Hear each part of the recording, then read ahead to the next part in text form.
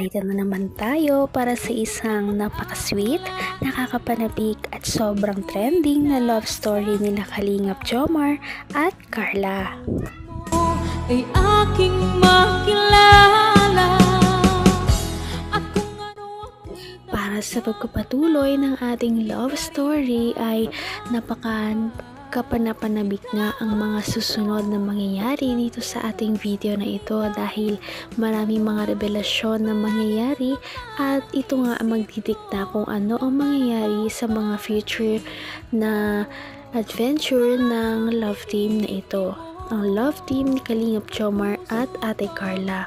Itong nakaraan nga ay nagkaroon sila ng hindi pagkakaintindihan dahil hindi na kinikibo ni Ate Carla si Kalingap Jomar. Hindi na daw ito sumasagot sa mga tawag at mga chat nito. Kaya tuluyan na niya itong pinuntahan sa bahay nila Ate Carla para malaman na kung ano ba talaga ang mga mangyayari sa kanilang dalawa.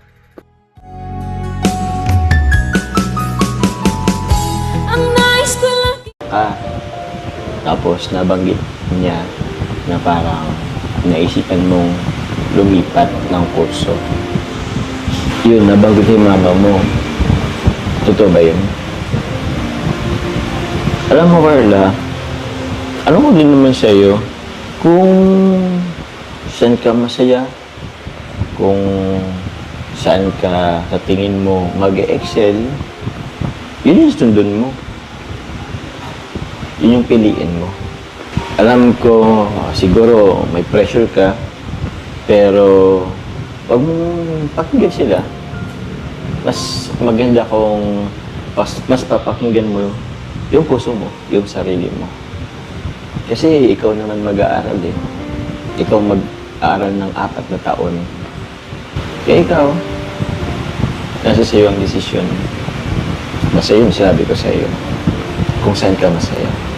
So ano, tanong kita ngayon, anong desisyon mo? Pinag-iisipan ko pa po. Nag-iisipan? Pero, ano ba talaga? Kung ako, pag mong anuhin, ano ba talaga parang nasa puso mo? Yung pag-nursing ba or kasi nabagay sa akin, gusto mo mag-education? Kung ano ako'y tanggap mo na, hindi ka rin nag-alala. Ito nga kaya ang problema ni Ate Carla dahil kahit na sinabi na niya ito ay parang hindi pa rin talaga mapakali ang dalawa, parang may tinatago pa rin si Ate Carla na hindi niya nasasabi. Ngunit syempre ay nagbibigay pa rin muna ng advice si Kalingap Jomar. Gusto mo mag-education? Teaching? Hindi ko pa rin po alam. Okay. Okay lang ba nga dito ako? Baka may ginagawa ka sa taas, nakabala kita. Medyo nakapanibago ka. Okay lang ba? May nagawa ba akong masama? Ano naman po? Kaya naman. Para kasing alam mo yun, parang nakapanibago. Hindi ka naman ganyan dati. Okay ba tayo? Okay ba tayo?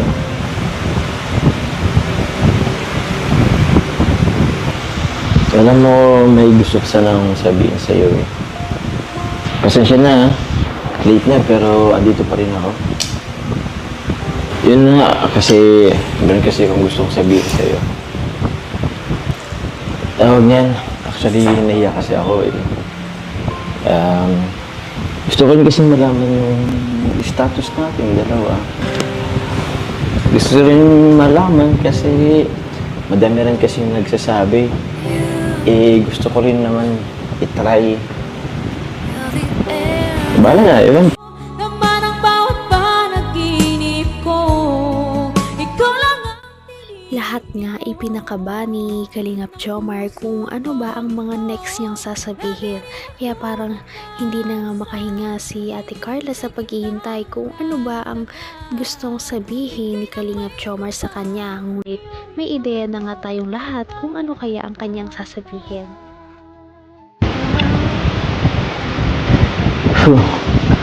Kasi nga itong buwan ng August, hapon actually, Girlfriend's Day. Kaya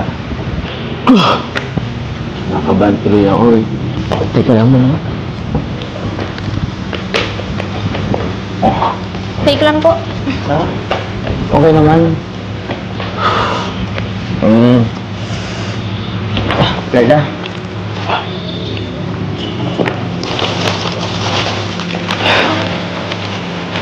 Will you be my girlfriend? Ano po yun? Tatanong ako, will you be my girlfriend? Tumayo ka nga po dyan. O bakit? Seryoso ako. Tinatanong kita, will you be my girlfriend?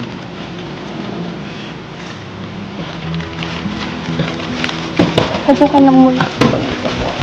Aba, ayoko. Hindi ako upo hanggat di mo sinasagot yung tanong ko. Carla, will you be my girlfriend? Wala po akong panahon para makipagbiruan po. Dala may pagbiruan. Seryoso ako. Will you be my girlfriend? Tayo ko lang po. Hanggang wakas ay tayo ng dalawa.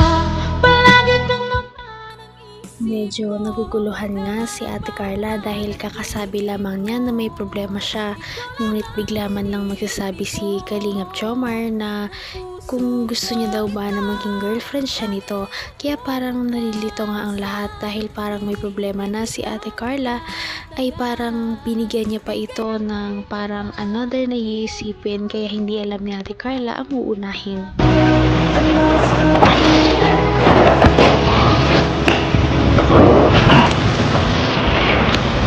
So na Carla, ano yung sagot mo?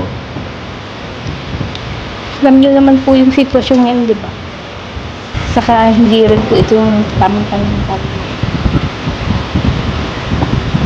Ganun ba? Oo, naitibayin ko naman. Pasensya ka na ha.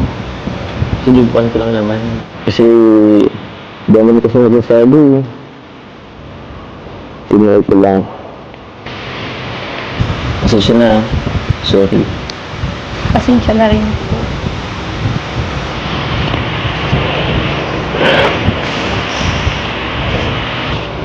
Gabi na po.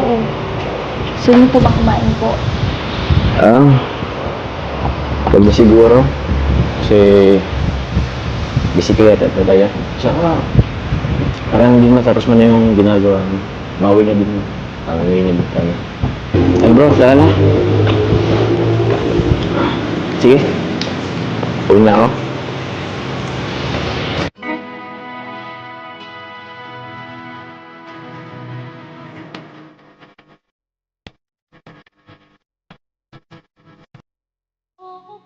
Nakakagulat man pero maintindihan din naman natin si Ate Carla kung bakit ganun ang kanyang nasabi. Dahil syempre hindi nga talaga yon ang tamang panahon dahil namumblema nga siya sa kanyang mga personal na problema. Kaya hindi pa yon ang tamang panahon kung pwede siyang tanongin na maging girlfriend ni Kalingap Jomar. Kaya medyo bad timing talaga ang pagtatanong nito. Kaya dito natin malalaman kung ano na nga ba talaga ang next na mangyayari. Dito naman magtatapos ang kanilang love team.